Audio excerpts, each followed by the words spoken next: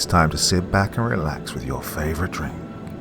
And listen.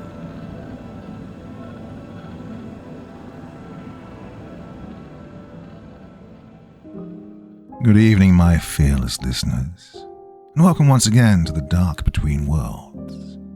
I'll be your guide once again tonight, leading you down a path where truth unravels and the ordinary reveals its monstrous side. So draw the curtains, silence your phone, and listen closely.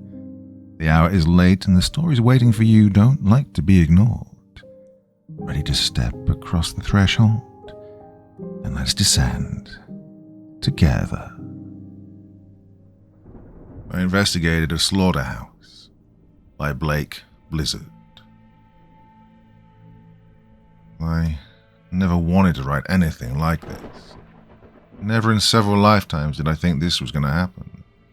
Words can express my sorrow. But I will try. If nothing else, it'll explain what happened to my friends. They didn't deserve to die like that. The current year is 2022. About 10 years ago, me and my two friends, Pikes and Wolowski, decided to hunt for ghosts. No, a ghost didn't kill one of our family members, and we vowed revenge or anything like that. It was initially a goof. 2012 was probably the height of ghost hunting mania, thanks to Ghost Adventures on the Travel Channel and a dozen or so other similar shows. I've always been a fan of scary stories and dark mysteries. Pikes was the same, going a little more into the darker side of it. Demonic and satanic shit was more his speed. Wolowski, who we just called Wolo for short, he was along for the ride. There's only one thing we liked more than ghost hunting at that time, and that was drinking. And drinking was what Wolo gold medaled in. Once or twice a week after work, we'd get our $7 EVP recorders from Walmart, which were regular voice recorders, and search for paranormal activity.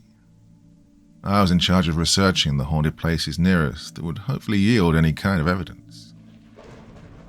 After our first 2 or 3 investigations, we were all standing outside Wolo's truck after work. Typical pre-game, pre-ghost hunting ritual. I can remember it like it was yesterday. All of us worked the same shift, but Pike somehow got out 10 minutes before Wolo and I did. I had a fresh 12-pack of Milwaukee's Best on ice in Wolo's truck bed. As he and I made our way outside, we both found our buddy Pikes waiting for us.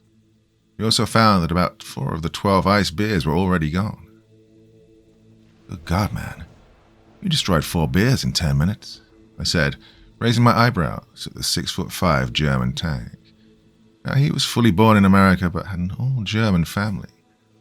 He sheepishly smiled and gave both of us the, I've no idea what you're talking about look. Wolo laughed. Shit, dude. I'm gonna need to catch up real freaking quick now. You guys start sweet-talking demon pussy when we get there. I'll go and pick up another 6er. Maybe a bottle. We all laughed. Pikes and I looked at each other, giving the here we go kind of look, referring to Wolo's drinking habits. Well, we all drank, but he took it a little far some nights. I went to the cooler where Pikes had subtracted a third of our beers for the night, and pulled out 3 airplane shot bottles of 100-proof peppermint schnapps. Spooky.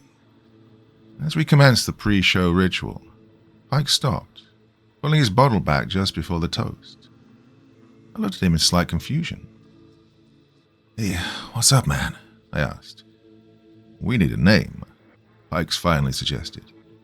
A name? Wolo responded. Yeah, man. We're gonna make it big time, bros. We've already got some great EVPs, and even you got what looks like a shadow person, Wolo. And we need a brand for when the big networks start calling. And we all laughed. Clearly he was being funny, though. I did see he had a tiny shred of genuineness behind this. He really did like doing this. I smiled, looking down at my chilled bottle of high-proof peppermint schnapps. Pikes and Wolo's laughing trailed off. Oh, what's up, bro? Pikes asked. I looked up, realizing I was probably staring at that shot for an uncomfortable amount of time. I got it, I said quietly. I laughed to myself, finally meeting eyes with my compadres. I was met back with raised eyebrows. Took a long look at my shot and I raised it to the heavens. My bros followed me blindly. These, my friends, are spirit shots. We are investigating the paranormal. Both guys laughed. I felt like Rick Grimes saying his iconic line in the comic and show. We are the Walking Dead. Finally dropped the suspense. We are the SSPI. I studied their faces, still covered in confusion. Spirit shot paranormal investigators. Hey, Pikes yelled and slammed his shot into ours. We threw down the peppermint, winced, laughed, and got ready for our investigation. Can't remember what particular haunt we were in that day when the name was born. Don't remember much of that night, to be honest. Hopefully none of us drove home after that, but if I'm being honest, I'm sure Wolo drove us. That was one of our big mistakes, continuing to let him drive. We carried out our typical SSPI romps almost weekly. Impressive for 3 guys with full-time jobs and families. Thankfully, the respective wives understood, or at least tolerated it. One of our most successful nights found us at a public park. It was small and open to anyone. The reports online were funny, which made us want to investigate it that much harder. Halmich Park in Warren, Michigan, is laid out with your typical playground area, park benches, areas to picnic, and 4 baseball fields. It's mainly occupied by softball players. At any given time during the week, you could find anyone from T-ball squads to hardcore adult beer league softball players smacking the oversized baseball around. According to a random, unsubstantiated account online, the legend goes that softball players would purposefully try to hit bombs beyond the outfield fence to hit and kill kids. When they did, they ran out and circled the dead child, chanting. I can remember me and Pikes dying laughing as we read this. Not a chance this was real, but it certainly was entertaining. The other more well-known legend of Halmich was that when you drive into the park after midnight, your vehicle will hit some unknown object. When you check to see what you hit, nothing's there. As you look up, you see taillights leaving the park. The story being that some kid was killed by an unknowing driver in the past and sped away not to get in trouble for killing a child. Well, a lot of places in the US have a super similar story. Our preparations were complete. As usual, I did all the preparations. I researched the site, bought our booze, made sure we were all ready to spend the night in this park after hours. Wolo got the peppermint schnapps, so I guess I didn't do everything. As we entered the park, I felt the front of my '98 Mustang hit something. No way. I looked at Pikes in the passenger seat and then Wolo in the back. For once, we didn't have anything to say. I slowly got out of the car. Thankfully, I remembered to put it into park. I slowly approached the hood, searching my surroundings, not seeing any animal or person laying on the ground. What I did see, though, was a gigantic speed bump. I stood up straight and looked at my boy sitting in the car still. Tried to continue the mystery by scarily pointing in front of my car as if I'd hit something. Pikes then got out to look. Wolo stayed in the back. I'm sure he was either deep into his 9th beer or he really didn't care.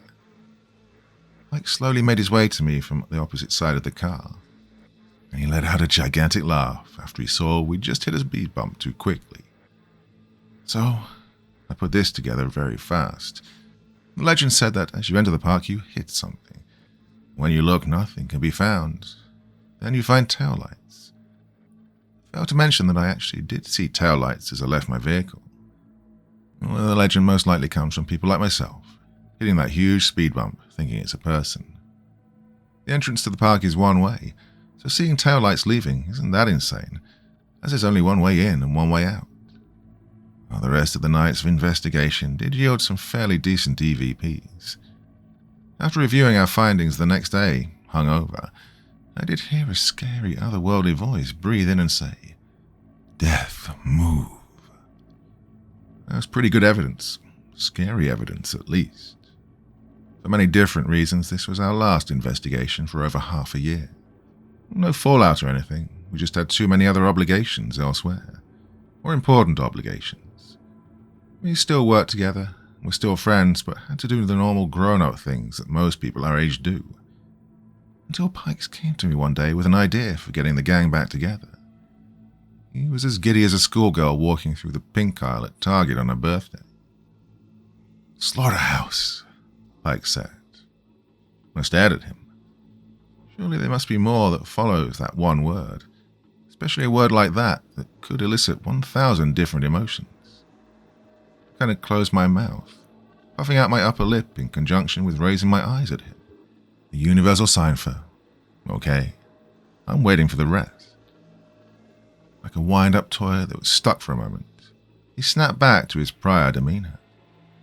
Apparently Pikes had a buddy that he grew up with who worked in a meat-packing facility. He said the place was getting slow, and if he wanted to come in and hang out when it was closed, he could make that happen. I stopped him.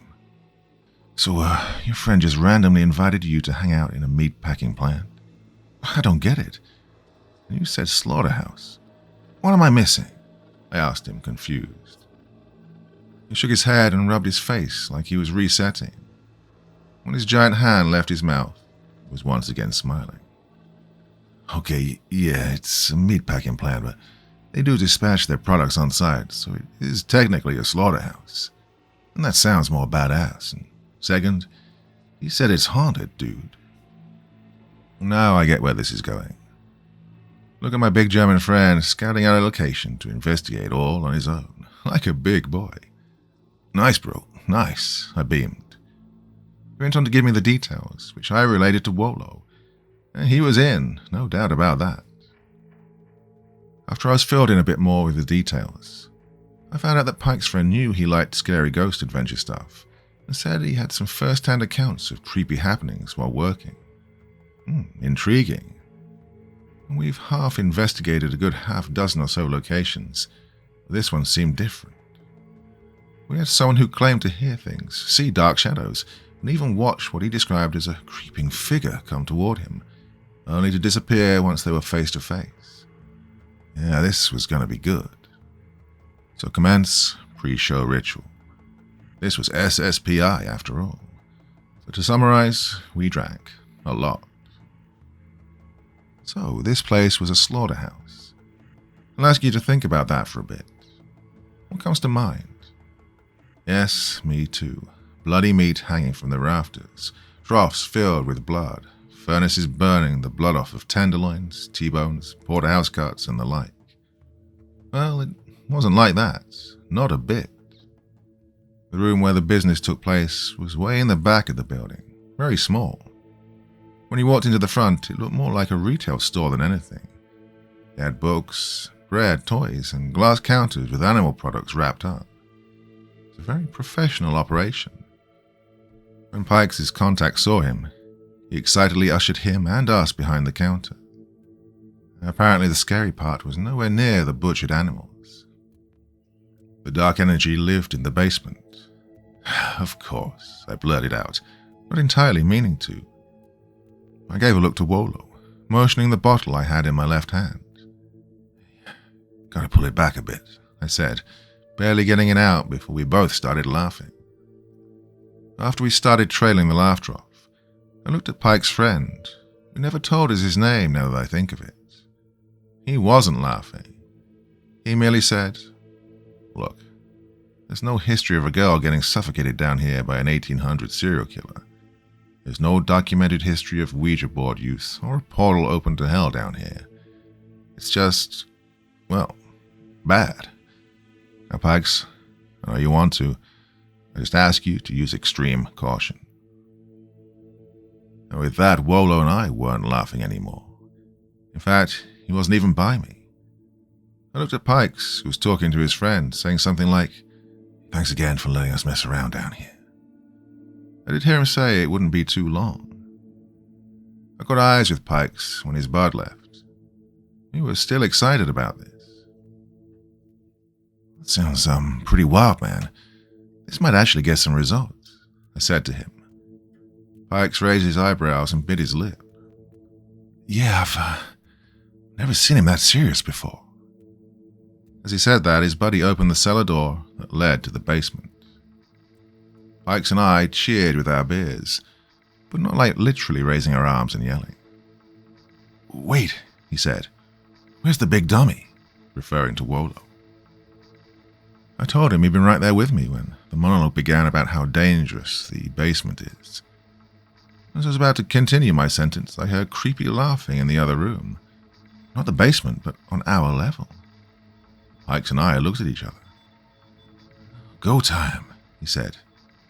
"Dude, did you hear that? I think it was..." As I slinked into the other room, I saw Wolo and I almost threw up. He was talking with one of the other employees I hadn't seen earlier. She must have just shown up. She looked like... Well, do you remember Mimi from the Drew Carey show? Wolo was notorious for hitting on anything with a pulse. He would probably hump a chair if it had a heartbeat. Maybe not. The worst thing was, I think she was chewing tobacco. Well, Pikes and I shared a look and then tried to stifle our laughs. "Hey, you just want to leave him out of this one," I said, knowing at this point there was no redeeming Wolo for a ghost hunt. Pike shook his head up and down, holding his mouth with his giant hands to stop him from audibly laughing. "Good," I snickered. "All right then, let's go." Immediately the tone shifted. We weren't in Kansas anymore. We weren't in a slaughterhouse anymore. We were in what looked like the basement of a house set in the Blair Witch Project.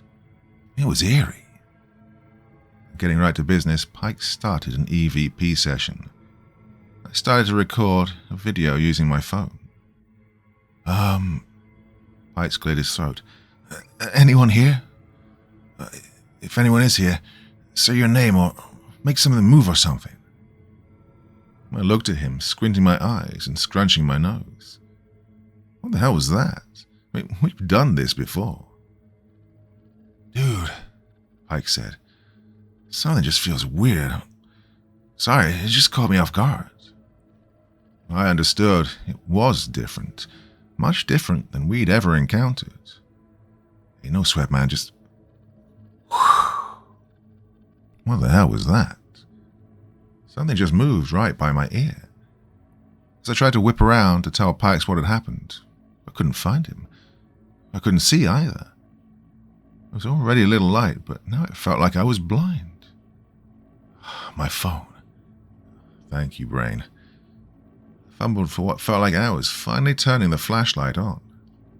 It illuminated the space, thankfully. And with it I found Pikes, kneeling. "Hey, you okay?" He nodded, acknowledging my question but not answering.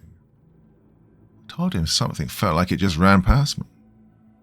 He kept his position, not moving.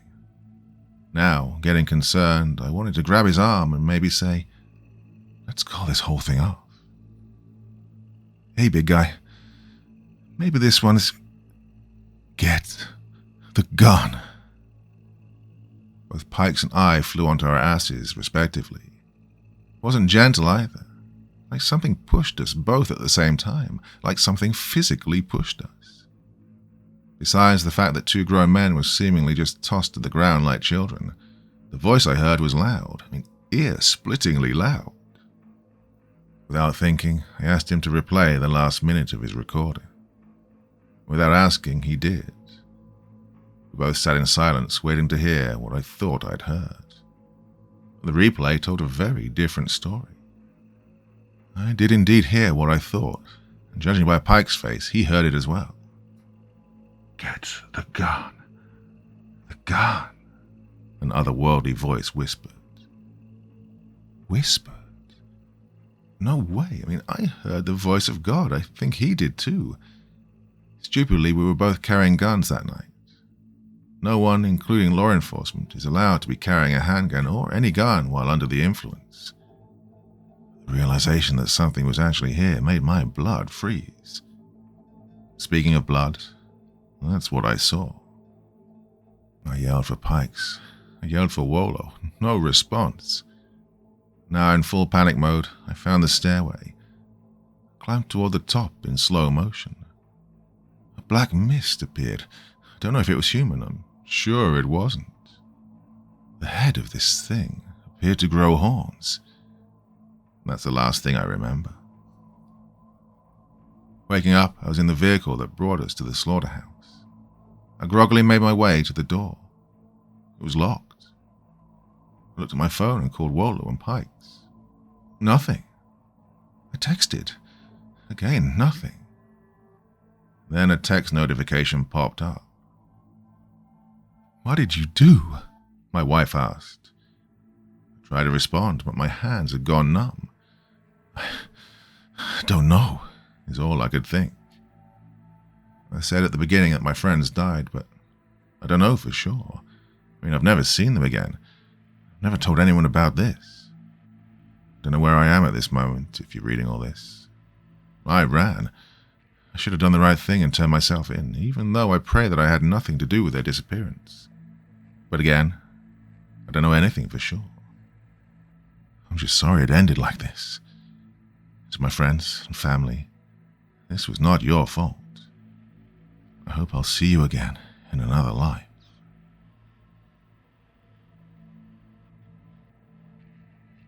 Scared Straight by J. Beardify. Every editor I've spoken to has rejected this story. People don't like to read a bunch of sad facts without any conclusion, a traditional newspaperman scoffed, puffing on his cliché cigar and brushing his comb over. I mean, that's all you got here, really. Just a bunch of freaky coincidences. Fact checkers would have a field day with this, the director of a reputable magazine typed in her rejection email. Where's your proof? My contact at a hit blog denied my submission by text message. I can't post this. Everyone's moved on from the whole missing teen craze. It's just not trending. Sorry. So here I am, in this corner of the internet, the last refuge of the mad, the terrified, and the desperate to be believed. And I'm starting to think I might be all three. A while back I did a piece on youth runaways. In it I wrote about how I found and gained the trust of teens who didn't want to be found, from crust punk buskers to anonymous victims living in big city shelters far from home. I guess that was what attracted Saul Blankenship's attention. Saul and his wife Paula were at the end of the rope with their daughter Esther. An honors student in middle school, she started hanging out with a different crowd her sophomore year.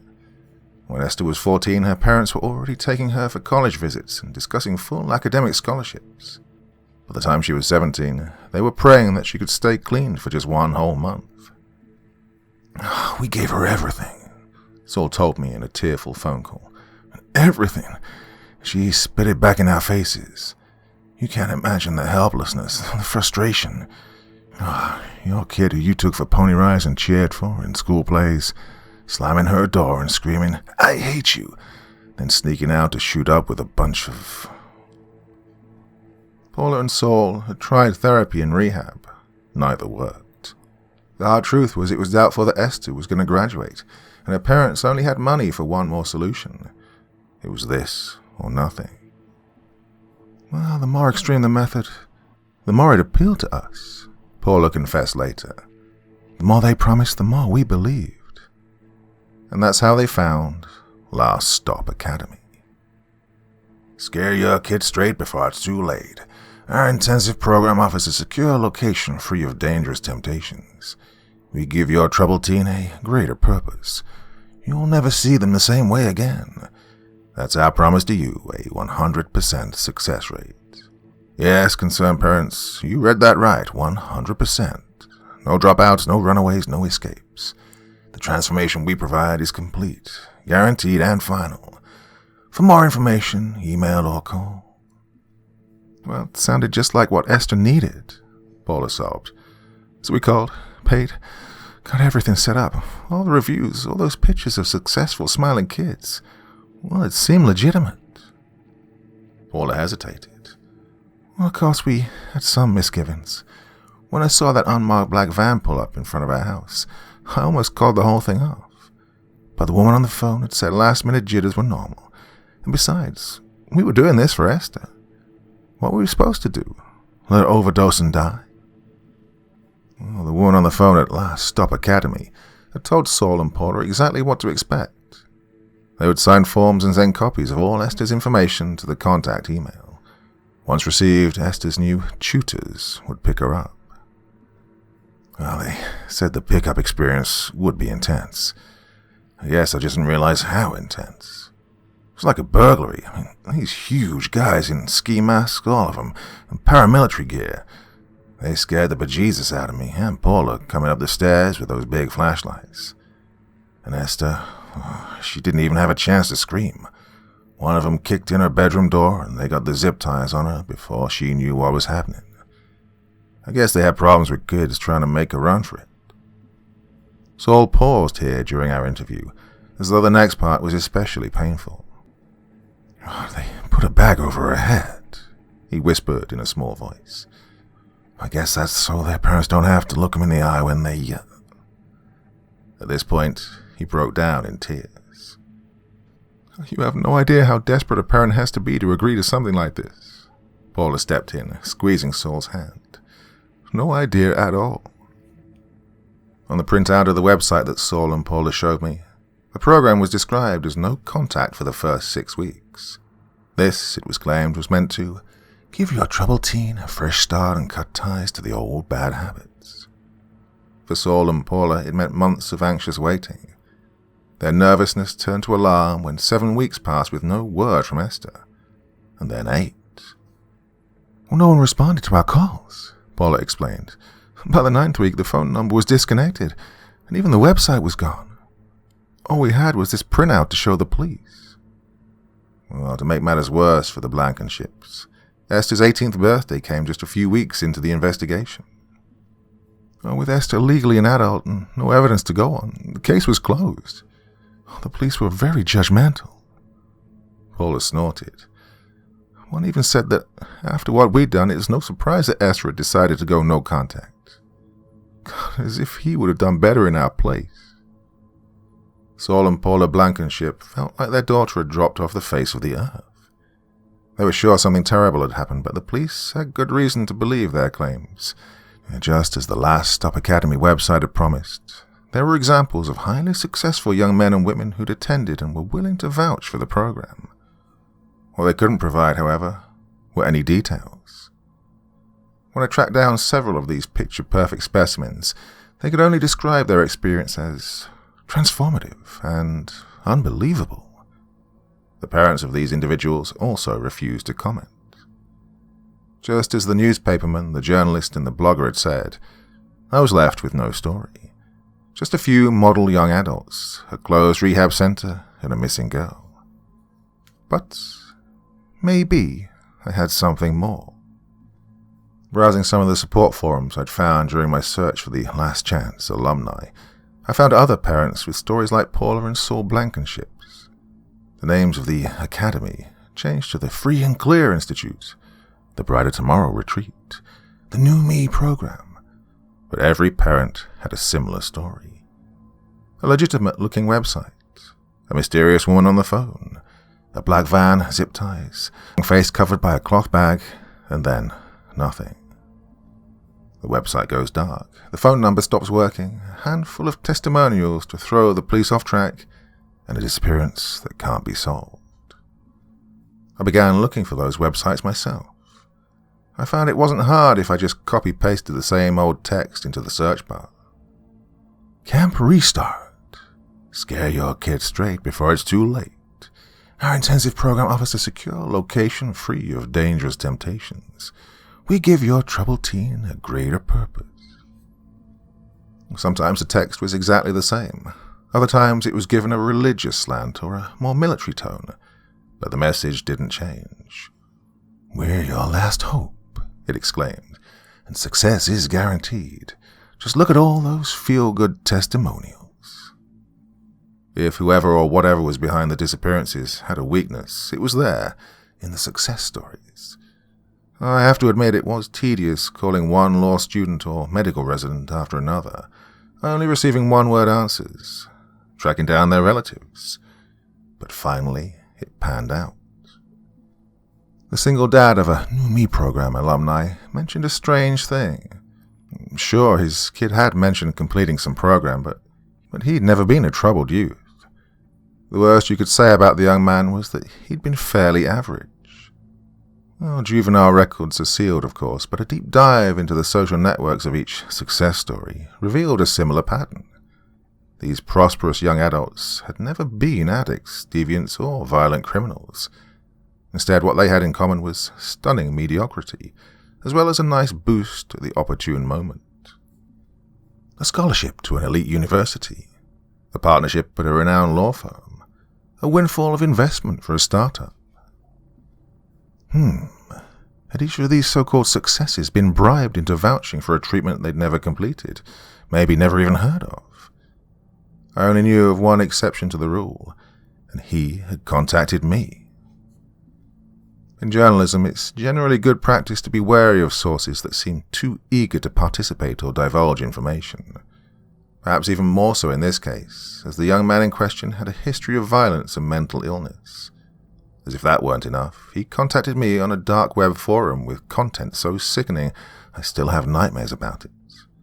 And yet, despite all my misgivings, I agreed to meet him.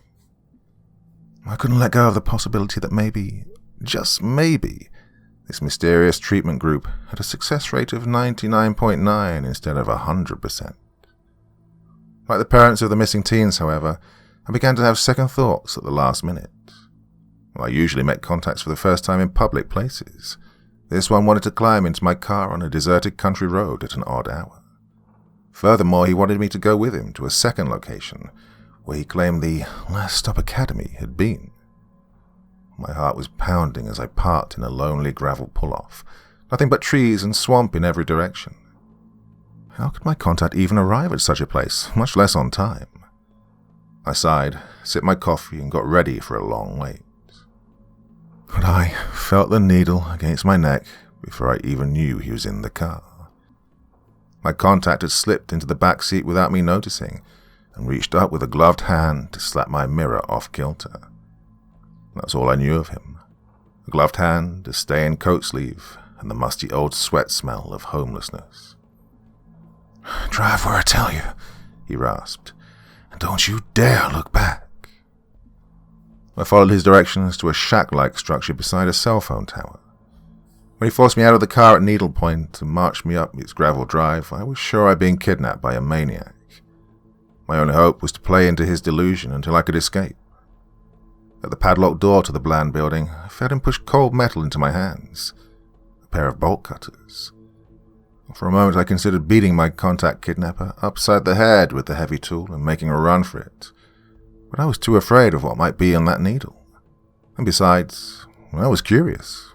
I had to know. Once the lock was cut, a different tool was pressed into my palm, a flashlight. I turned it on and stepped into the empty, concrete-floored space.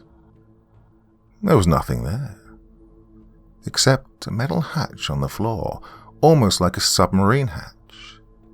My contact motioned to it. "Do you have any idea how hard this is, man?" he snarled. "Just being here again. My head, it's like my head's gonna explode." He bent double, clutching his skull.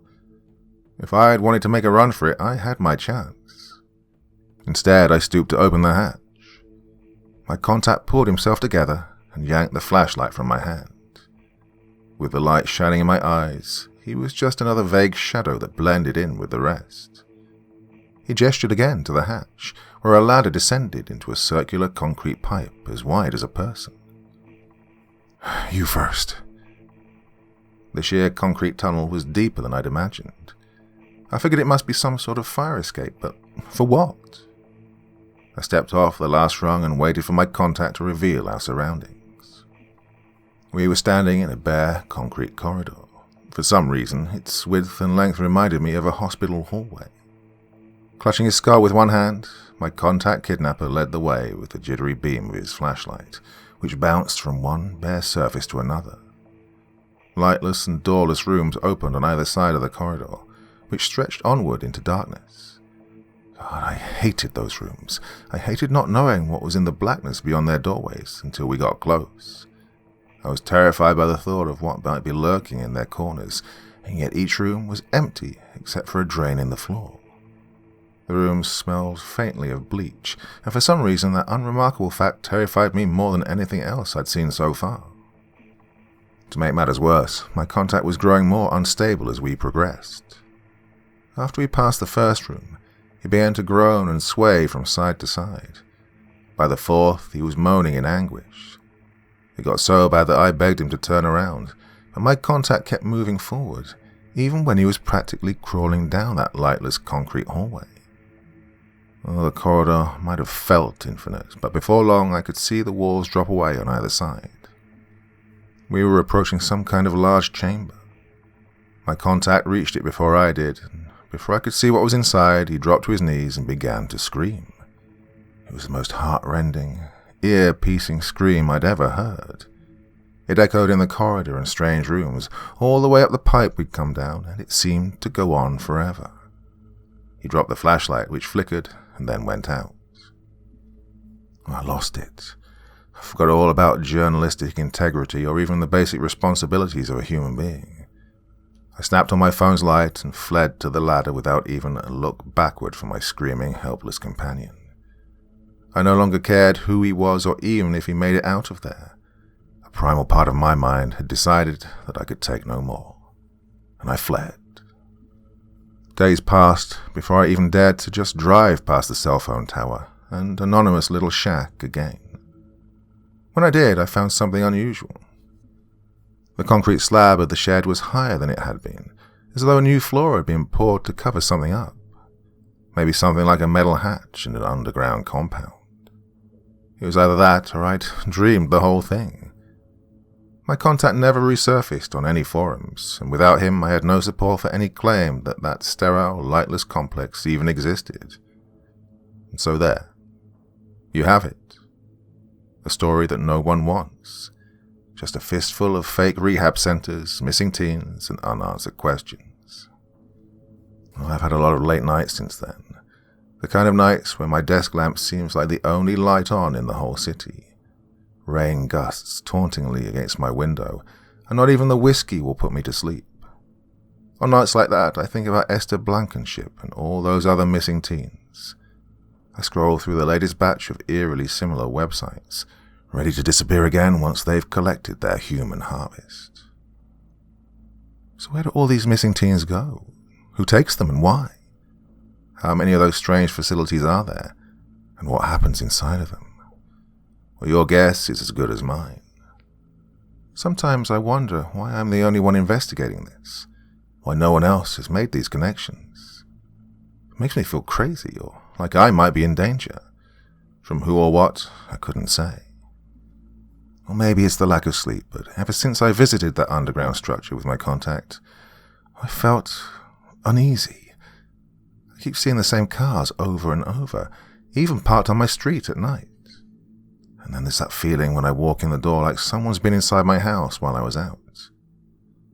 Maybe I really am losing it, but I've got to keep investigating. Got to get the word out. I'm a journalist after all, it's what I do. In the meantime, please parents, be careful where you send your troubled teens. If you're not careful, you might never see your child again. Tasting Forbidden Fruit by Corpse Child. When you look for a place to live, you take a few things into consideration. Cost of living, mortgage costs, price of utilities, all that jazz, right? Most of the time, you might not exactly take too much in mind when it comes to shit like the people or folklore in the neighborhood, would you? At least, not when you're me, 25-year-old scrub who's just looking for a way out of his first apartment that won't force him to smash his piggy bank, right? So yeah, okay. I've been on a search for places to move into for at least the better part of 2 or 3 weeks. So far, thanks to today's economy tap dancing around its grave along with the rest of society, I guess it's no real surprise that every house there looked like the realtor must have had a stroke right after he hit the finger on his zero key. That's when it came to places here in town. Eventually I had the bright idea to look outside my town, specifically in an area in the mountains in Terrace County called Grenview Pines. Now, let me tell you that when I first saw the place, I couldn't believe what I was seeing. I mean, When you think of dream vacations, you think of scenic areas that look like you'd be able to just ride along through and feel as though you were actually there just from looking at it for too long. You know? Somewhere where you wouldn't want to leave, right? Well, my friend, in that regard, look no further than Grenview Pines. I swear I actually had to take a moment to make sure the pictures I was seeing of the place weren't just a bunch of stock images ripped from some jackass's background wallpaper. Now, obviously my first reaction was, yeah, sure, it's pretty and all. What are the prices going to be like? Can't be affordable, can it? Well, my friend, in that regard, let me once more say, look no further than Grenview Pines. The first house I saw on the market was $3,600 with only a $750 down payment. I couldn't believe my eyes, seriously. And this is what you'd call a dream house. Going back briefly to what I was saying earlier about trying to get the hell out of my cramped ass apartment as quickly as I could, understand that I really was desperate to get out, given that rent was coming due and my shitheel ex-roommate decided to flake on me to move back in with his parents without having the common courtesy to at least leave me his half of the rent for the coming month. Well, I wasn't broke yet. I wouldn't have had the money to pay it up on time, and I sure as hell wasn't about to incur a late fee. Oh, you have no idea how much extra is added onto the already blown out of the ass price. So, you see now why I might have been a little more eager than perhaps I should have been to immediately dive into this head first, no questions asked. So I called the number for the realtor's office. 2 days later, I was on my way up into the mountains. I can't express enough just how amazing Grenview Pines looked driving up the mountain range. The pictures were accurate, sure enough, yet at the same time were nowhere near able to show off the beauty of the place. I think of every picture you've seen where your friends are chilling up in the mountains, and you see them commenting about how beautiful the scenery is. Now I want you to imagine yourself in a place that will put those pictures to shame. That was Grenview. The colours were bright, alive, and all around welcoming. The sun shone over the peak of the mountain range with a smile on its face that may well have said, "Welcome to Grenview Pines," cheesy as that sounds. It was true, though. I was driving through a dream spot, and I was going to be able to call it home. I ended up actually arriving at the spot of the new neighborhood 10 minutes later than I was supposed to, simply because I couldn't help but go and slowly drive through a few of the different trails. When I arrived in the neighborhood, I found that it was a slightly more secluded one, choked off all around by the trees, with only about 2 or 3 houses on either side of the road. A quiet neighborhood, I figured. Perfect. No loud-ass roommates or next-door neighbors keeping me up at 2 and 3 in the morning. Well, I'll say right now, that was a damn lie. Anyway, I pulled up to the house I was moving into, and again, for the criminally low price I was supposed to pay for it, I was pleasantly surprised at the small yet welcome-looking house I was set to move into. The realtor was standing there on the porch waiting for me. The 2 of us got to take a tour of the house, where I was shown and told all of where the appliances and circuit breakers were, as well as where the cellar was. Admittedly, the place needed a bit of work on the inside compared to the outside, and that was more than fine with me. The conversation between myself and the realtor was unremarkable, though at one point I'd asked if the neighborhood had any sort of reputation or if the residents were fans of new arrivals. I was told that, for the most part, the people in the area had always been rather friendly and welcoming to new arrivals. Afterwards, the 2 of us left and scheduled a second meet-up to finalize the purchase of the house for the next week. That week came and went, spent mostly with me packing up everything I could take with me and selling what I wasn't going to be able to. And I was soon the proud owner of 1568 Clearwater Drive, Grenview Pines. That first night I spent in the new house, I remember I didn't even bother much with any shit like unpacking boxes, save for a few things and the stuff I'd picked up from the grocery store on the way. No, that night was spent just out on the road, enjoying the scenery some more. I really just couldn't get enough. I actually stayed out until it got dark, so much so that even the high beams of my SUV barely lit up the path in front of me. I couldn't have imagined trying to walk through this place at night. I slowly returned to the house, where I scoffed down a quick hungry man steak and mashed potatoes dinner before crashing for the night. When I woke up the next morning, I was getting up for the bathroom when I heard a knock on my door. A bit confused, only ever having been used to invited visits back at the apartment, I went and looked through the peephole to see a middle-aged couple standing at the door with a fruit basket. Weird. Hello? I greeted, opening the door. Well, hey there, newbie, the man exclaimed with a sort of Midwestern accent. His wife, also Midwestern and hyper-enthusiastic, chimed in. We just wanted to come by and say congratulations on the move-in. Well, you're going to love it here. Such a beaut, Grandview Pines, ain't it? Sure, I replied awkwardly. Well, we just wanted to drop by and give you a warm welcome, neighbor. She held up the fruit basket. Oh, and you don't want to forget this. I smiled and chuckled. Oh, thank you. I guess I should have something on my stomach before I stopped, seeing the worried looks growing rapidly on their faces. What? Oh, you don't eat those there, pal, said the man. Okay, then what do you do with them? Well, you leave them out on your front porch. Here, see. The wife pointed to the small side table on my porch. Oh, so they're, decorative, I asked, still confused as to why the hell they were so worked up over that. Well, sort of like that, yeah, the man said, chuckling nervously. I chuckled just as nervously while setting the basket down on the table.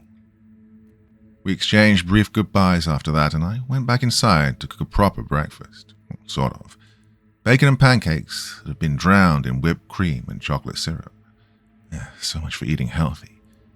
And after breakfast, I decided to go a little further into Terrace County, both to get to know and feel the area a bit more, and as an excuse to get myself lost in the scenery again. I spent most of the afternoon on this. Terrace County itself is a pretty small area, so it didn't take long, maybe 2.5 hours tops, before I'd seen everything in the town. Now, Grandview Pines, on the other hand, that was where the majority of time was spent after I'd grabbed lunch at one of the diners. Oddly, as beautiful as the mountain and its trails are, I was surprised when I noted the distinct lack of other patrons walking the trail. I mean, small town, sure, but still, I would have thought there'd be more people, at least tourist-wise, you know. Well, anyway, 4:30, 5, I headed back home where the fruit basket was still sitting on the side table on the porch. I wonder. I took one of the grape stalks that stuck out from the right side of the basket. They looked, felt, and smelled real. The next thing was to try crushing one of them, which I did, and sure enough, it was a real grape all right. So, okay, then why in the hell were those two yahoos so skittish? Getting kind of hungry, I decided to help myself to the rest of the grapes on that vine and an apple while I went inside to start making actual supper. I just put my tater tot casserole into the oven when I started hearing something pounding outside. It was light, faint, and I almost didn't even notice it at all. When I started listening further, however, I noticed that there were not only sounds of thumping like hooves, but there was more than one of them. About 10 or more by the sound of it, in fact. Well, I ignored it at first, then more and more came in quick succession. I went to the window then to see what was making the noise, and instantly had to shield my eyes. All I could catch in the split second my eyes were open was a bright wall of ivory light that I swear was 2 seconds from turning my eyeballs into molten slag right in the sockets. The hoofbeats were deafening too. My heart actually skipped 2 or 3 beats, and my ears rang like crazy for hours following. This is where things started to get a little weird because, while I was pretty sure it only lasted about half a minute to 1.5 minutes tops, I came out of my little hysteria to find that almost 20 minutes had passed and the kitchen was full of smoke, with the smoke detector screaming bloody murder in my ears. I got up and went back to the window to open it, while also turning on all the fans. When I opened the windows, everything outside was as quiet and calm as it could be. If I wasn't busy hacking up my lungs and frustratingly throwing the charred carcass of my casserole out the frickin' window, I'd have probably spent the next few hours wondering just what the hell that was, and how the hell 20 minutes just skipped like that. As it was, I ended up just throwing a sandwich together and calling it quits there. Stranger still was the fact that, despite being perfectly wide awake earlier and making just a regular sandwich, I ended up feeling extremely drowsy right after the 5th bite of my food. It's like each bite put me further and further to sleep. Finally, I did pass out on my couch, and I was out colder than if I'd been hit over the head with a baseball bat. Not only that, but I seemed to be almost lucidly dreaming, if that makes any sense at all. And to explain, you know how sometimes when you're asleep and you may not realize you're asleep, you'll be in a dream so vivid that, no matter how bizarre it appears, you'd swear it was real. A sort of dream where you can actually feel, hear, and maybe even smell everything around you, and or anything that happens to you. If you've ever had something like that happen, you'll know what I'm talking about here. In my case, I was in a dream where I was surrounded all around by walls of white. No landforms, no land to speak of, actually no windows or anything. Just an empty white space that looked to stretch until the end of time. I remember feeling absolutely numb when I was like this as well, having lost all senses of touch, or at least to anything I tried touching. That is to say, nothing at all. I had that weird sort of tingly feeling you get when your hand or foot falls asleep all throughout your body. All around me, the walls glimmered with this radiant sort of tinkling. Imagine the Ivory City from the Never-Ending Story 2, but without any of the actual city, just the glimmering walls from the structures. That's the best sort of comparison I've got for it. It was when I started hearing the hoofbeats again that my heart pounded furiously. They echoed from all around me. I saw my head in every direction, but I couldn't see a damn thing. I heard what sounded like a combination of wolves howling and horses whinnying, joining this, well, closer. Closer. Closer. Growls and whines from horses and wolves came right on top of me. The glimmering light got brighter and brighter. I was forced to shield my eyes like I did back in the kitchen. But somehow the sounds kept coming even closer still. I heard one last chorus of the horse-wolf hybrid noises before a deep but soft and gentle voice told me, "Don't open your eyes, or you'll never see again." When he spoke, I noticed that the sounds had stopped again. Before I could even get the breath to begin asking who the hell was talking, I heard what sounded like a knife being pulled from a slot on the chopping block. My body seized up hearing this. "Now this'll be painful," he said in a voice as gentle as a yogi. "Do not open your eyes. Endure, and you'll wake up just fine." My mouth must have been hanging open in place of my eyes because the next thing I knew, I heard him tell me, "Do not speak, else we may remove your tongue as well. Endure, and you'll wake up just fine, child." And for the record, had he not told me that, I wouldn't have spoken per se, probably just would have screamed. Regardless, preferring to keep both my tongue and my eyes right where they were, I did exactly as I was told. And lastly, child, do not move, no matter how much you feel so inclined, else your limbs will be stripped from you. That forced my body to seize up even harder, almost locking up entirely. "Are you ready to receive penance?" Penance? In another instant, a cold swipe from something thin and sharp was swept across my chest. It was quick, but like how you may not notice at first when you cut your hand on something, usually out of adrenaline, like it was with me, or because you just weren't paying attention. It wasn't until a few seconds later that the searing pain started kicking in. Then another swipe came across my right cheek, this one immediately triggering the pain. Then another, and another. One right after the other, from my chest to my arms and legs, all across my face and eventually to my groin. Obviously, that was when I couldn't take it anymore and I had to scream. For an instant after doing so, everything went completely still, with an icy chill hitting my face. Suddenly something started burning at the root of my tongue. It was slow, too, intimate and searing. Imagine having a tooth pulled out without anesthetics, and now imagine that it's not a tooth, but your whole frickin' tongue, and imagine that whoever's doing it is in no real hurry to pull it out, instead taking their time so you feel every second of the misery. I can't say exactly how long this was going on for. Trust me, when you're in that much pain, you tend to lose track of shit like time. Finally, though, I did feel something of a pop and a flood of blood filling my mouth. Before I could react in any manner, the voice spoke again. You had not heeded our warning. You may now not speak again.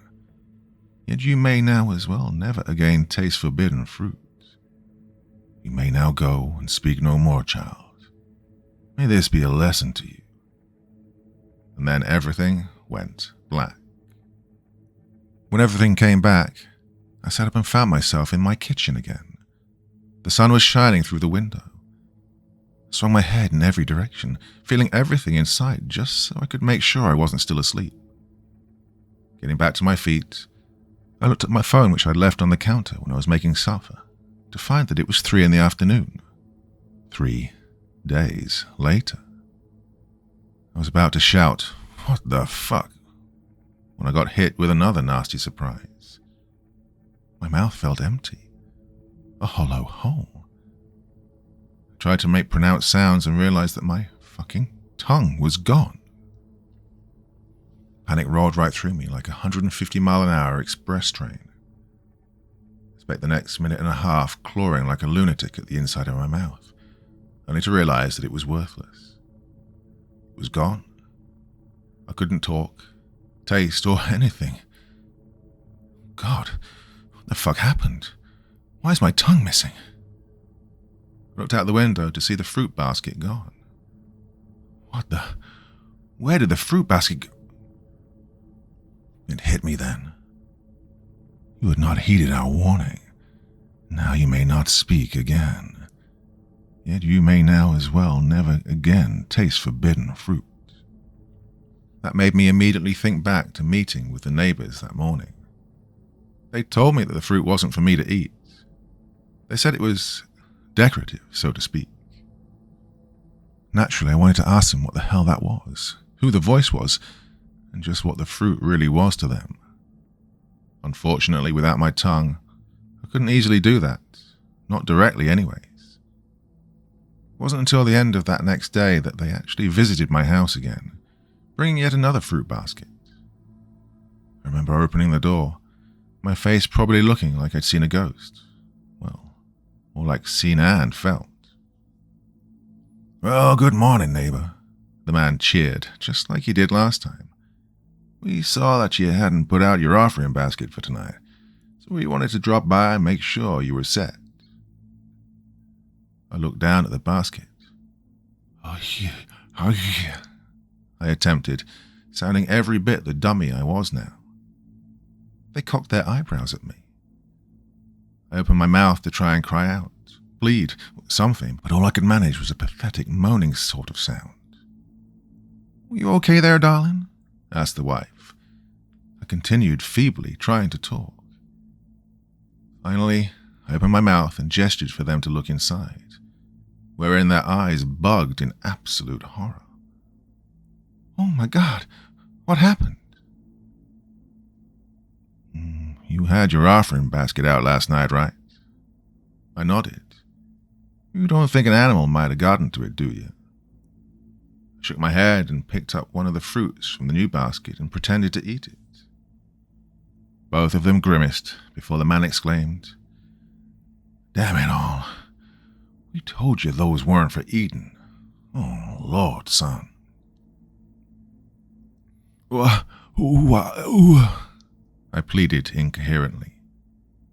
Fortunately enough, probably this not being their first rodeo, as evidenced by the fact they immediately knew it had something to do with the damn fruit basket, they were able to understand me enough when I tried speaking from that point on.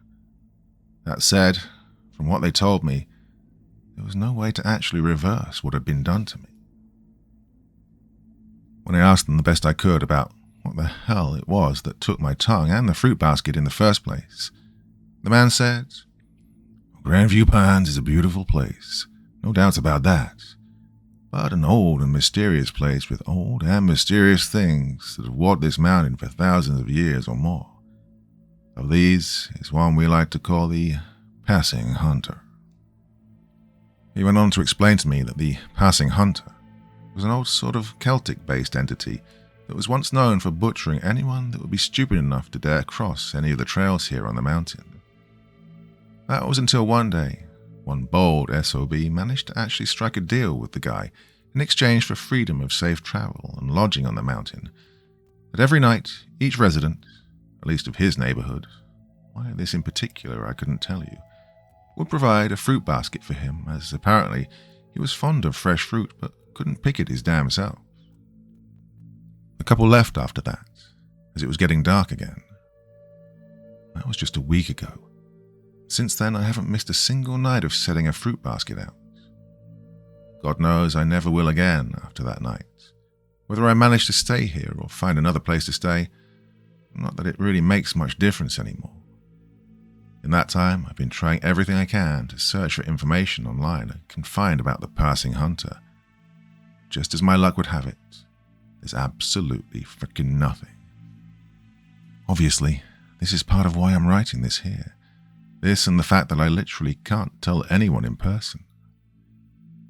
I need help. I need answers. Other than a mysterious god or whatever that stalks this neighborhood in Grandview Pines, who or what the hell is the Passing Hunter? Whoever he is, one thing I know is for certain.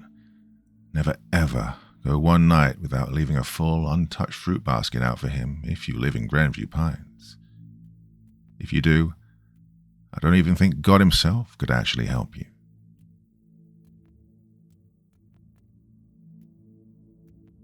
Where one wound heals, another one opens, by A.P. Royal. Mallory was late. It was nearly 2 hours past their court-ordered pickup time. Josie and Allie were getting antsy, their stuffed teddies in hand and backpacks stuffed to the brim. "Did Mama forget?" "No, Allie," I lied. She's just running a bit late." With their bedtime quickly approaching, we putzed around the lobby while I pondered what to do. 6 phone calls went straight to voicemail. I sighed heavily, my mind jumping to the most terrifying but logical conclusion. I decided. She didn't leave me much of a choice. "Okay, kids, I've got a surprise." There was a temporary glimmer in their bored, glazed-over eyes. "Yeah, surprise sleepover with Nanny." Allie grinned, letting out a cheer, and Josie rolled her eyes. Under her breath, she whispered, "Oh, I guess she really did forget." After a quick phone call to Grandma, the kids were sent upstairs to change into their pajamas and unpack their things. Grandma dropped everything and was over in less than 20 minutes. I graciously hugged her goodbye, leaving some money on the counter for late-night snacks. "Leon," she called out as I slipped on my jacket. "Yes, Mom. Be careful." The highway did its best to try and soothe the tumultuous swirl of thoughts in my mind. The roads were peaceful and the radio turned off. Street lamp after street lamp, exit after exit. I tried my best to clear my mind, to remain calm. It was difficult because late-night driving had always been a time for reflection, and the ghosts from the past kept resurfacing. "Oh, it was an honest mistake. It's fine. She's just forgotten." I paid the toll and passed through the turnpike. All the while, the lump in my throat never settled. This was her week. She never missed her week without some kind of notice, especially considering how hard she'd battled for custody and all the progress she'd made. Well, there was no way in hell she'd jeopardize everything. The gate at Scenic Acres was wide open. It was rusted and weathered, well past its time, like many of its residents. It was a quiet community, which was exactly why Mallory had chosen it. Fewer opportunities to get into trouble and fewer reasons to be out late. All the houses looked the same in the twilight. Cedar-shake rooftops and bungalow-style homes with faded vinyl siding in soft grey and blue tones. The car came to a crawl as I poked my head out of the window. I squinted to see the house numbers. 501, 503, 505. Once I turned the corner towards Mallory's place, I noticed the lights were off at 5:15. The street along the block was lined with cars. I parked down the road and walked towards the home, my heart fluttering. The doorbell buzzed. I waited another moment before ringing it again, knocking a few more times for good measure. "Mallory?" No response. I drifted towards the side of the house and peered into the window. One of the plants looked like it hadn't been watered in weeks. And was that a chair toppled over? The scene inside the house triggered the flashbacks. Her body on the floor in a puddle of vomit, shallow breathing before she faded out. Her eyes were seared in my memory forever, the emptiness within them, completely vacant of life. And I could do nothing but cry. She was gone. Well, somehow the paramedics had managed to pull off a miracle. They shocked the life back into her, pulling her back from a place unknown. All those seconds had felt like decades, whimpering in a heap beside her body. I was not going to let that happen again. I ran for the back gate and stood on my tippy toes, dangling my hands over the top. I fished for the carabiner, eventually fumbling it open with a satisfying click. The door swung open to reveal a jungle of grass. The wild blades swayed in a strange wave, riding the gust of wind. I shut the door to the backyard and hollered her name. Shorts had been a poor choice for the evening. The grass was sticky and a cloud of mosquitoes hovered around my body, latching onto any bit of exposed skin. I felt a pinch on my calf and swatted my leg in a feeble attempt to scare them off. "Mallory!" I cleared the corner, catching a glimpse of the faint glow coming from the basement. Stumbling up the back porch in a panic haste, I tried my luck with the doorbell again. I knocked aggressively, the thuds echoing in the night, but there was still no answer. Just as I prepared to send my elbow through one of the windows, the door creaked open. The darkness was endless beyond the door. I could barely make out the figure. If it wasn't for his bleach-dyed hair, he would have blended in with the sea of shadows. "What do you want?" the voice asked. "Where the fuck is Mallory? Chase, is she okay?" "She's fine, Leon. We're busy right now, though. I'll have her give you a call later tonight." As he closed the door, I wedged my arm into the gap. "She missed pickup, Chase. Her week was supposed to start today." "Oh, really?" he said with feigned sadness. "Oh, shit, I'm really sorry." "Hey, you sure she's all right? This schedule isn't new. I had the kids all ready to go and everything. You should have seen their faces." He pushed, but I managed to wrestle the door open. The droopy figure of Chase stood there stupidly, helpless and out of breath.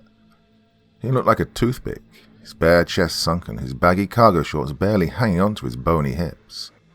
But it was his eyes that were most disturbing. They were a milky pink, like two partially sucked gumballs. It made me shudder as I walked into the home. For God's sake, I knew it. You two are using again. I stormed down the hall and into the darkness. "You're nothing but a goddamn junkie, Chase. God, I knew it. But I'm not letting you drag her down with you. Hey, Mallory, where are you?" "Get out of our house," Chase ordered. And suddenly I felt a hand claw at my neck in the dark.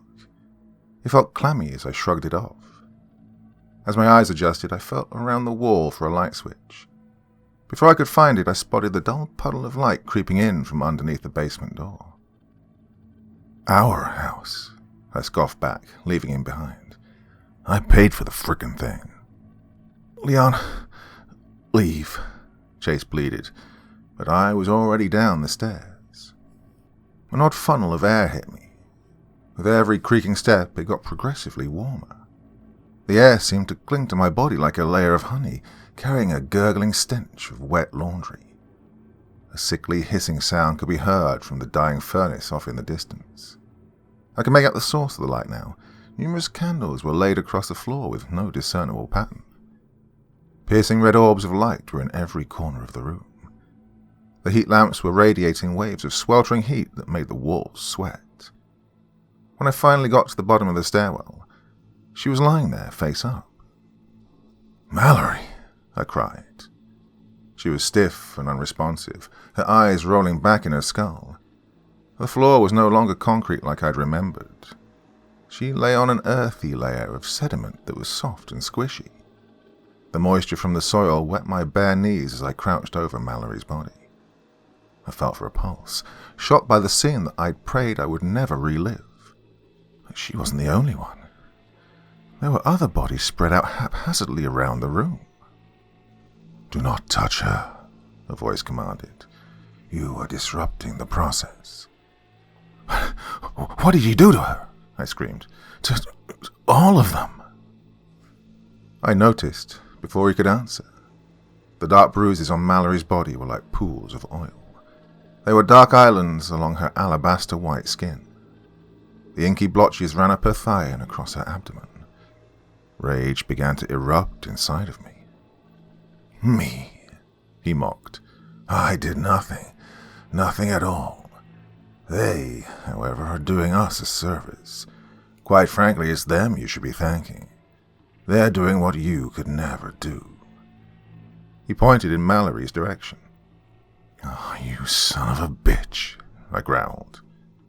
"Just look." I didn't see them at first. The fury was blinding my concentration.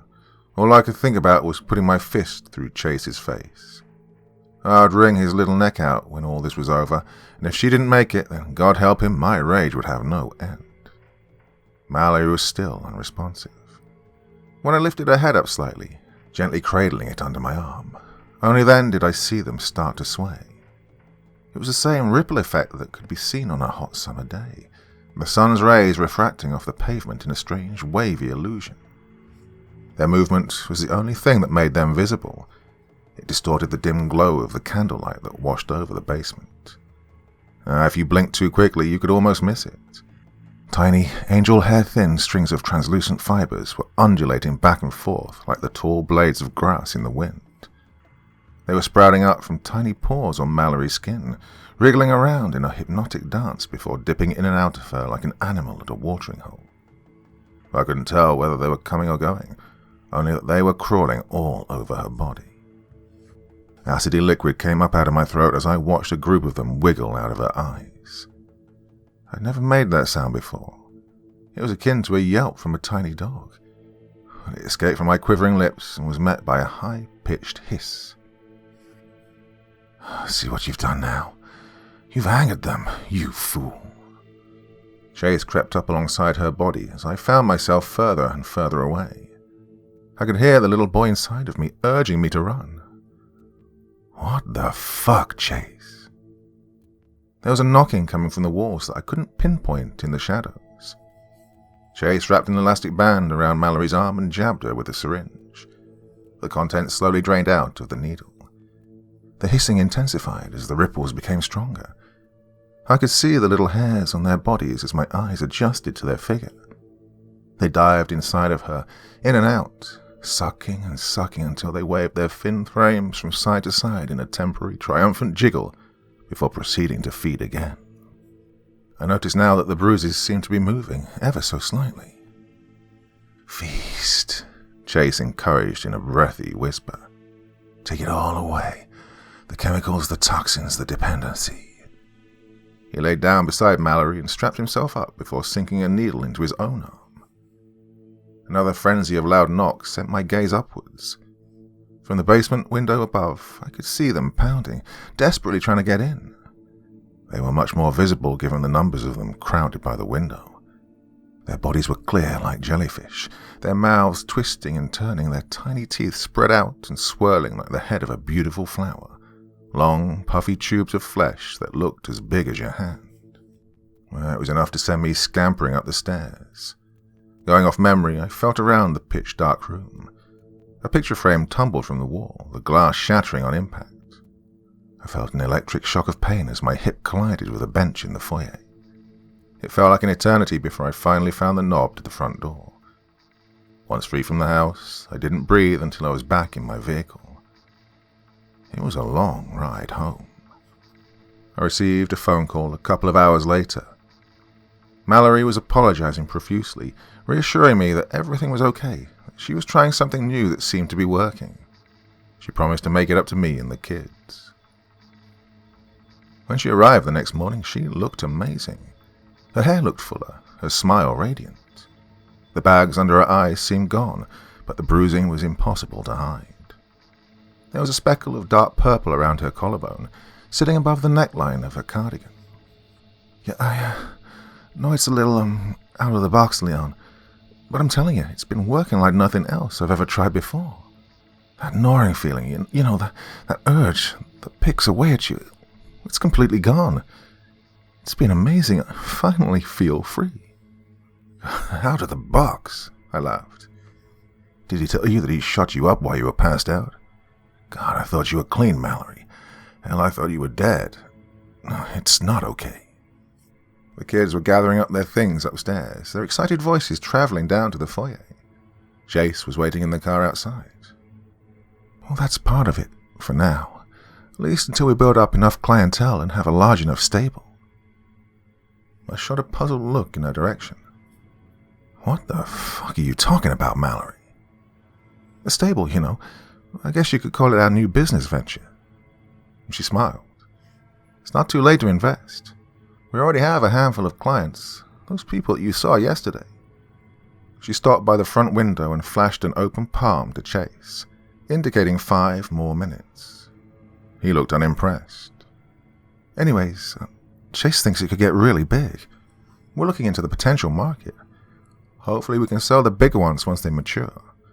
Eventually they become too big for the detox process and become useless. We've just been housing them in the backyard until they eventually die. Bug farming's the next big thing, Leon. It's going to make big waves in the protein market. Well, I couldn't believe what I was hearing. At a loss for words, I just sighed. She leaned in and hugged me tightly. I suddenly felt warm. Look, thanks again for checking up on me last night. There was playful cooing coming from the top of the stairs, followed by frantic footsteps as the girls raced down. Right, grab your things and head to the car, Mallory ordered. They hugged me goodbye and ran to the vehicle. What exactly were those things anyway? I asked. Peering out the front window, Allie was showing Chase her brand new keyboard. Well, to be honest, Leon, I don't know. I think some of them traveled back with me. You remember my ayahuasca retreat a couple of months ago? I nodded. The much-anticipated trip to Costa Rica. Just keep them away from the bugs, Mallory. I'm dead serious. Of course. And she smiled. Before she left, she gently clutched my arm. Thanks again. Seriously. She winked. I'll bring them back bright and early for you. Have a good week. She left before I could tell her. I wanted to tell her that my calf had swelled up last night. I wanted to tell her that the bruise had seemingly traveled to my thigh overnight. I wanted to tell her so many things.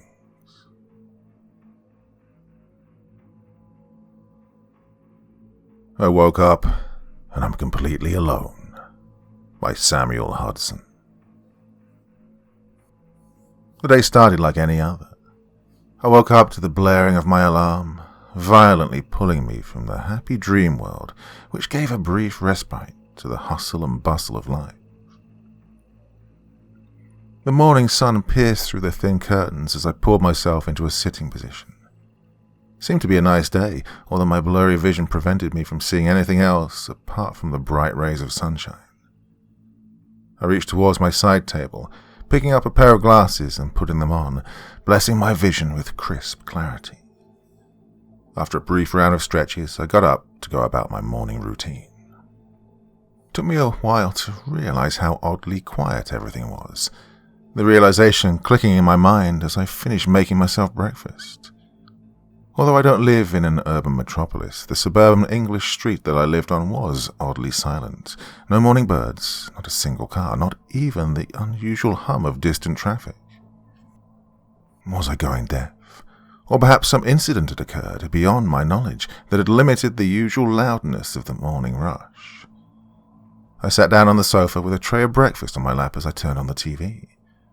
I was greeted with a broadcast of nothingness.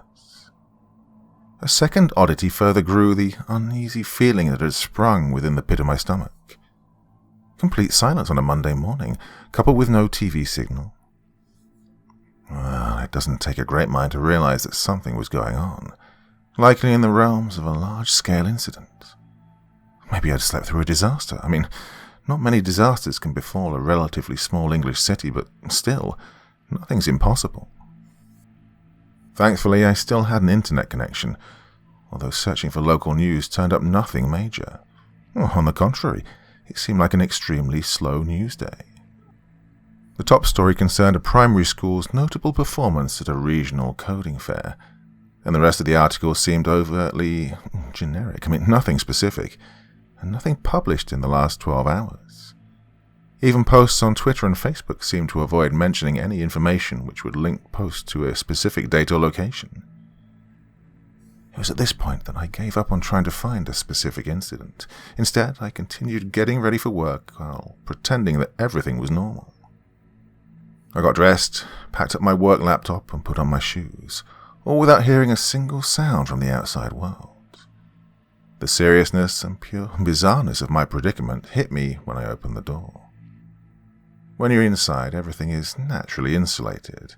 Even sounds from right outside your house seem distant, almost entirely separate from your own existence. I'd comforted myself with that barrier, but opening my front door and presenting myself naked to the greater world, a world, well, bordering between familiar and alien. The silence was somehow louder, the contrast from the usual cityscape noise becoming even more distinct. I stood motionless for a moment, slightly taken aback by an overwhelming sense of dread that thankfully passed after a few seconds. Looking around, I saw nobody, which, to be quite honest, I was expecting. More concerning, however, was the total normalcy of my street. Cars sat parked in their driveways, and nothing was out of place. For a moment, I was lost in thought, late-night History Channel conspiracies darting across my mind, the most prominent of which were aliens. The thought caused me to chuckle.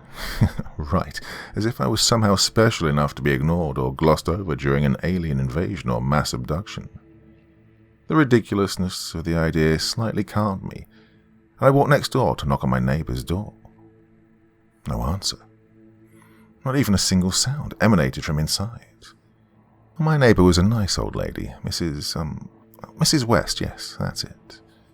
She was widowed and unemployed and often spent the mornings doing crosswords and cross-stitching. She had no reason to be out, and my knocks were loud enough to be heard throughout the entire house. Tentatively, I tried the handle, finding the door to be unlocked, quite surprisingly. I'm sure Mrs. West wouldn't mind me entering to check on her. After all, she'd done the same for me a few years ago when I came down with a terrible fever. With light steps, I made my way inside, the cozy hall of the two-bedroom home greeting me as warmly as usual. Mrs. West's house almost perfectly fit the stereotype of an old English lady, although I always thought she could do with a cat for company, an ugly, especially ugly cat, to complete the charming yet dated aesthetic. My search of the house turned up nothing of note. Everything was normal, too normal for my paranoid state of mind. Everything was neatly put somewhere. Nothing had been left out, not even a newspaper or a needle.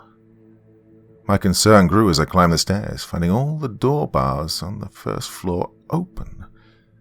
I checked each in turn, finding a similar lack of anything until I entered the final room, the closed door that led to the master bedroom. I slowly creaked the door open, hoping to find Mrs. West sound asleep in bed, having either forgotten to set the alarm or slightly under the weather with a cold. However, such a pleasant sight would not bless my eyes. Instead, an insane scene revealed itself. If you were to take a quick glance at the room, perhaps while walking past, you'd notice nothing out of the ordinary.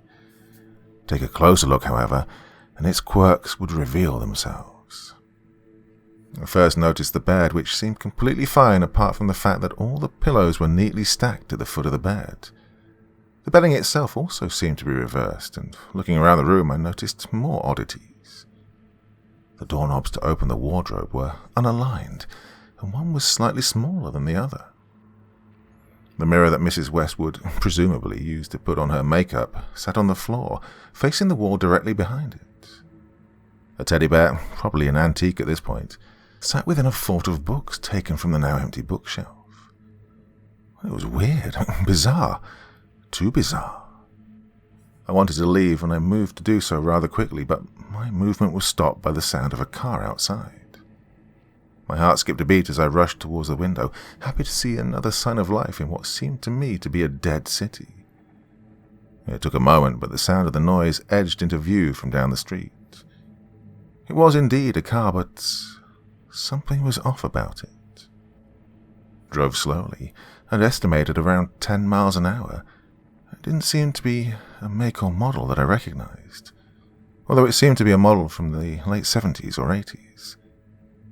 The windows were heavily tinted, and it possessed no plate numbers or logos anywhere on the body. I watched as it slowly rolled down the street, my body instinctively moving to mask my presence from the vehicle. As it approached my house, it slowed to a crawl and then a stop.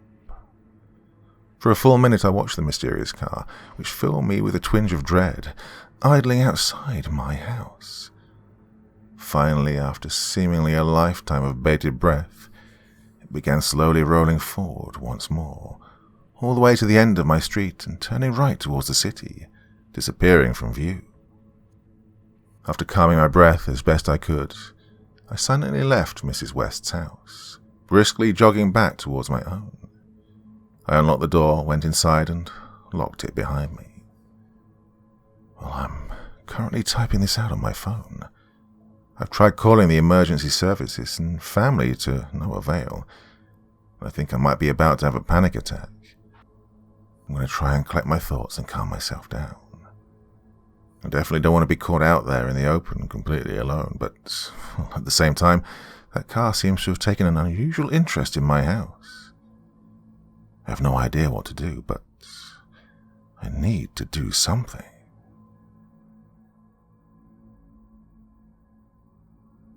Ikers of the Pocket Jungle by Scare in a Box. I refilled my coffee cup from the office's new state-of-the-art coffee maker and headed back to my workplace. It's the middle of my shift, so it's time for a caffeine and recharge.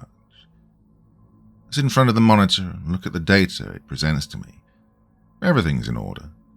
The tubes move perfectly and the various systems they have work correctly.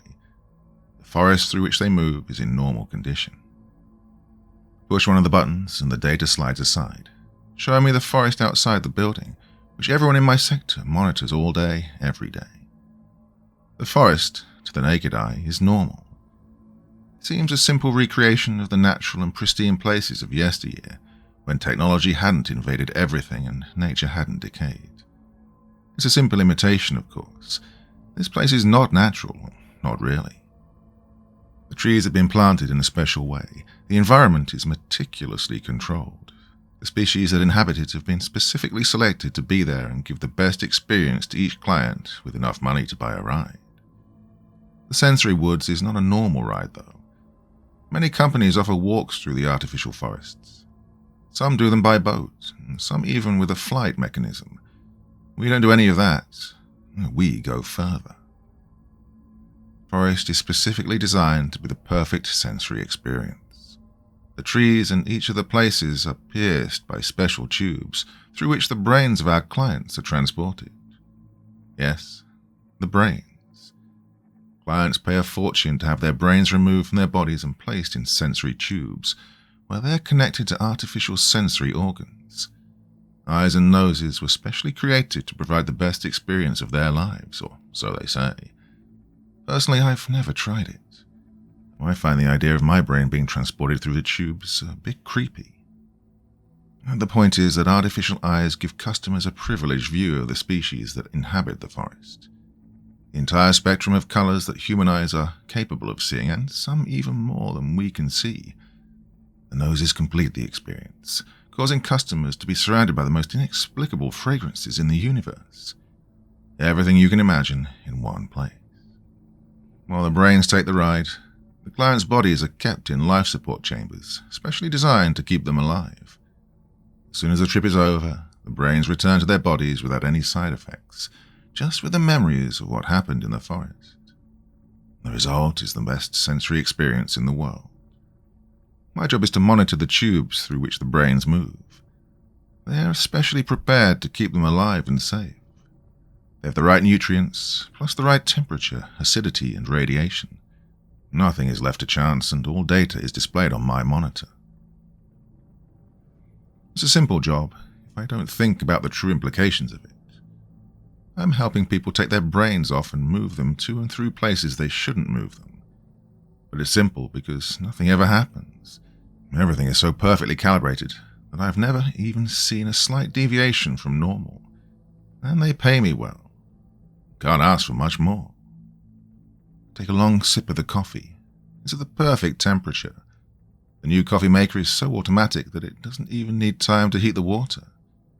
I have no idea how it works, but it's the best coffee I've ever tasted. I guess the company wants even its employees to have a good sensory experience. I yawn a little. Look at the clock. There are about 3 hours until my shift ends. I look at the tube data again, but everything is fine, so I settle back into my chair and enjoy my coffee. The sound like an explosion makes me jump out of my seat. I inadvertently knock over my coffee cup, and the liquid ends up spilling all over the floor. My ears start to ring, and I put my hands over my ears to cover them, but the sound continues. I look everywhere. My companions are as bewildered as I am. I watch the monitors. My heart begins to race. The graphics indicate that the tubes have stopped transporting. Something has gone wrong. Very wrong. "System's down," someone yells. I look everywhere, searching for a more precise explanation. "Life support systems are down," one of my colleagues says. Her voice sounds shaky. "What do you mean?" I ask. "Deactivated," she repeats. "They stopped working. They turned off." She looks at me. There's panic in her eyes, and I don't blame her. Without the maintenance systems, the bodies of the people who are traveling will begin to decay, to rot, to die. "Yeah, how are the tubes?" asks my department manager. He's just as scared as everyone else.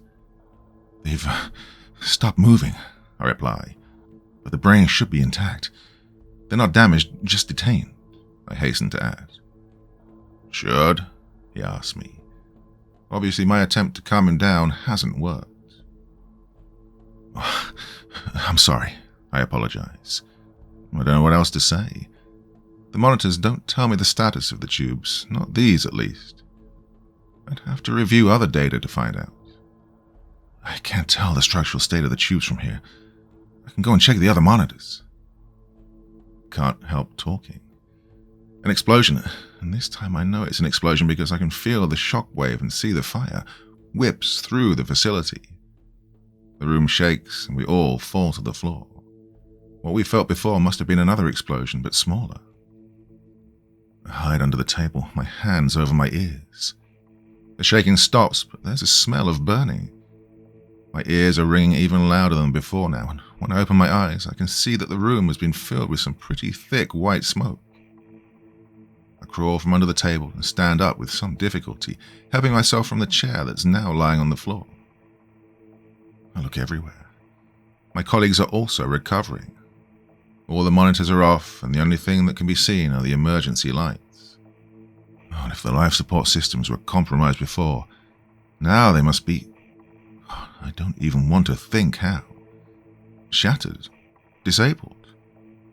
What will happen to the bodies?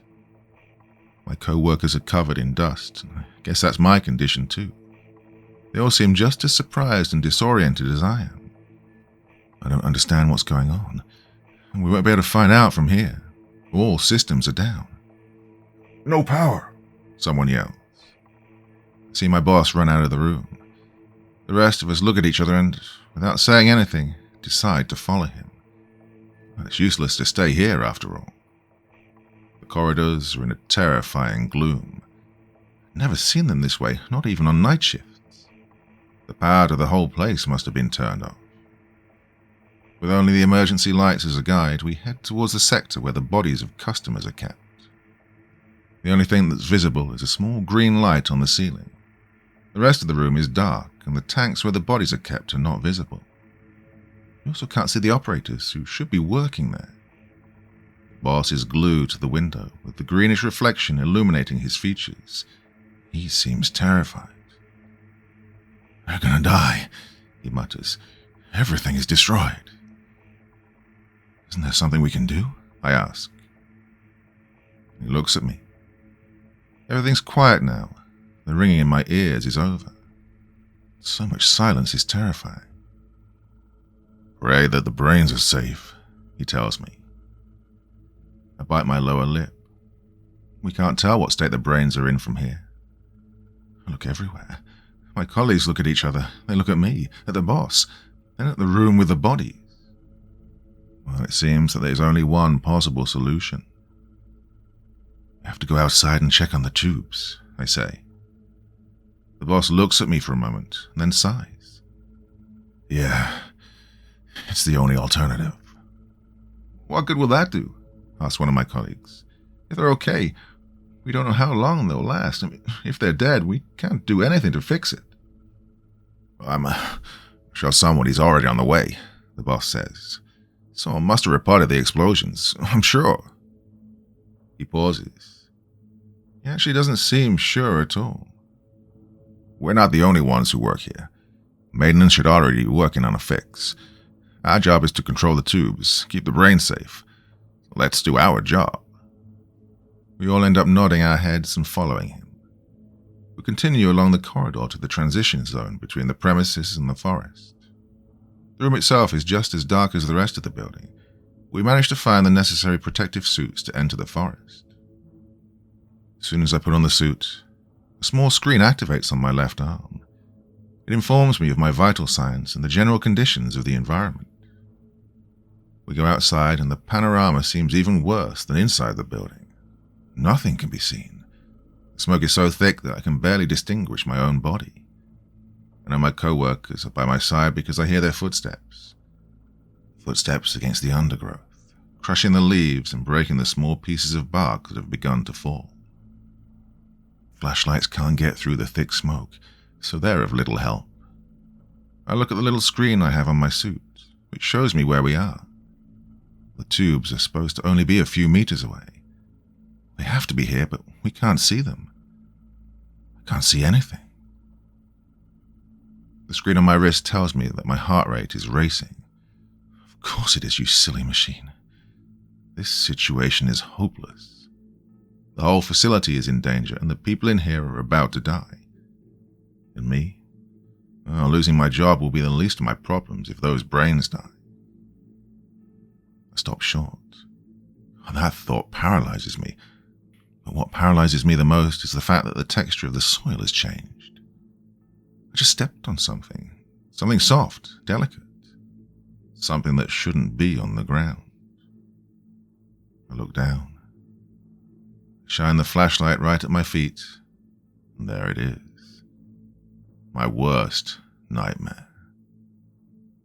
How many years in prison will I get for murdering someone by stepping on their brain?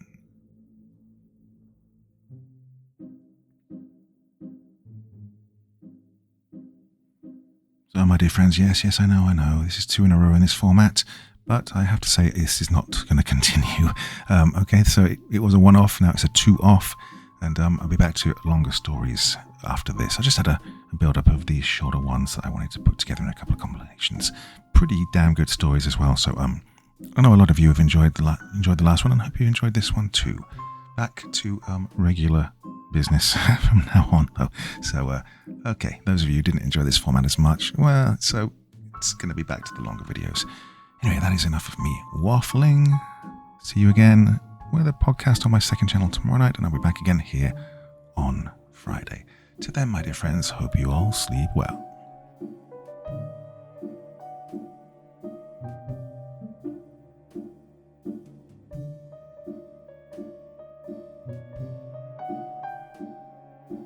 Thank you so much for taking the time to listen to this story today. Really means a lot to me and to the author of the story, of course.